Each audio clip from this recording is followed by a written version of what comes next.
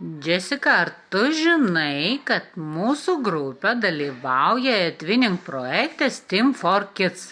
Žinau. Ar tau patiko šis projektas? Taip.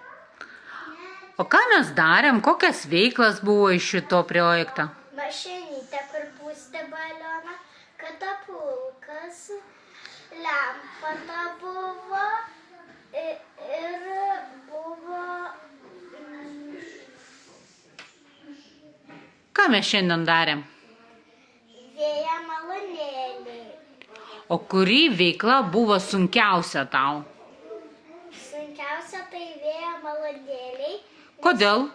Nes nelipu ir slydo. Bet vis tiek pavyko? Taip. Pavyko. Gerai.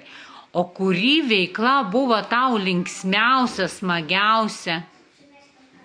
Linksmiausia buvo, kai pūsti balioną reikėjo. Kodėl? Todėl, kad aš mėgstu pūsti balionus. Ar norėsi dar dalyvauti Etvinink projektuose ir atlikinėti įvairias užduotis? Taip. Lauksim kitų užduočių? Taip. Gerai, ate.